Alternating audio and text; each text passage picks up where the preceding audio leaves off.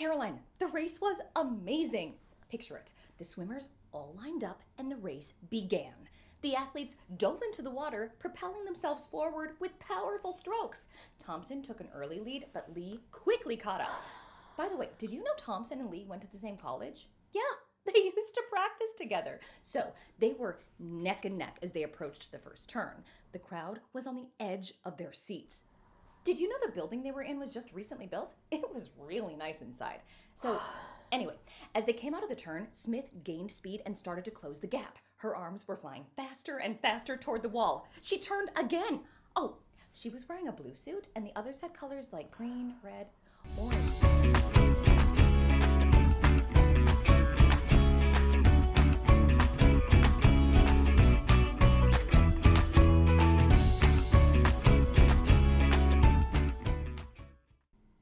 Hey everyone! Welcome back to the Book Nook, the channel where we explore new reading and writing skills and work toward our goals together. I have the perfect skill for us to work on today: summarizing. My friend Jenna called me earlier today and was super excited about a swimming race. She told me about the race, but gave me every single detail. And some of them weren't even necessary. Like, did I really need to know the age of the building they were swimming in? So finally I cut in and said, "Hey, I'm glad you're excited, but can't you just give me like a summary? You know, the most important information and details?" So that's what we'll work on today. And luckily, a good summary is made up of things we've already worked on: a main idea and key details. All of Jenna's swimming talk reminded me of this article I saw in the newspaper the other day. Let's read it together, and as we go, let's highlight the key details we notice in the text and text features. This will help us find our main idea, and we'll use both of those things for a great summary. Therapy dogs, helping athletes stay calm and focused. Based on the title and text features, it seems like this article is going to teach us about how dogs have been helping athletes. At the 2016 Swimming Olympic Trials, swimmers were really nervous. They had trained hard for years, but many wouldn't make it to the Olympics. They must have felt like everything was on the line. All their hard work came down to a few races. To help, organizers brought in therapy dogs to calm the swimmers. All right, from this paragraph, I'm going to highlight some key details, like how the swimmers were nervous at the trials, and how the organizers of these trials brought in therapy dogs. Let's keep going. Dr. Lainey Chin, a doctor who uses therapy dogs, explains that animals don't understand competition stress, so they help people feel relaxed just by being there. Dogs offer constant support because they don't care about winning or losing like humans might. They just care about helping their humans. Okay, let's pause here. Take a moment to highlight any key details you notice in the paragraph we just read. I'll do the same. Here's what I highlighted. Therapy dogs help manage stress and care about helping humans. I highlighted those details because this is what's important about the dogs being there with the athletes. They help them feel relaxed because they care about humans. Did you highlight something similar? If not, that's okay. Take a minute to highlight the same key details that I did. Okay, let's keep on reading. Dogs have special traits or adaptations that make them great at helping people. They can sense when someone is upset and can make people feel better just by being near them. Research shows that spending time with a dog can lower heart rates and blood pressure, making people feel calmer. Pets help athletes not only before big competitions, but also during tough training sessions. Dogs really are man's best friend. Wow, that's so amazing! All right, let's pause one more time to highlight key details we notice in this paragraph. How'd you do? Here's what I highlighted.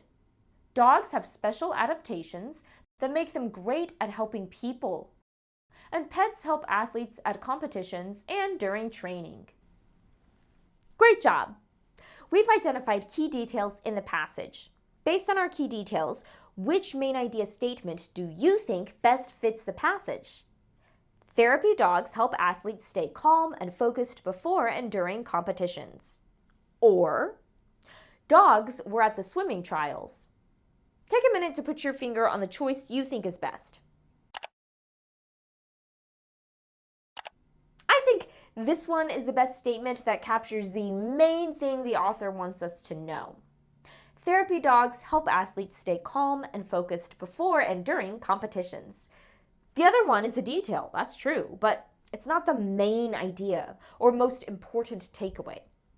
Take a minute to pause here and circle the correct main idea statement and label the other one as a detail. We're ready to summarize. You know, it would have been a lot easier for me to understand what happened in the swimming race if Jenna had given me a summary. Can you think of a situation where summarizing might be helpful? Here's what I'm thinking. Imagine you're reading a long book and you want to tell a friend about it. Instead of describing every single chapter, you could give them a summary of the most important points of the story and important events. Another example is if you've watched a movie or a TV show and someone asks you, "What was it about?" By summarizing the plot and main points, you can quickly give them an idea of the story without going into all the scenes. All right, let's continue with our summary. Our main idea statement is, therapy dogs help athletes stay calm and focused before and during competitions. That can be the first sentence in our summary. Then we follow it up with sentences that support our main idea by using the key details we highlighted. We can say, during the Olympic swimming trials, therapy dogs helped nervous swimmers. Dogs have special adaptations that allow them to care about humans and help them feel relaxed. This makes them great at helping stressed athletes. This is a great summary. Notice how our main idea and supporting details are included? We're letting people know the key information of what we read.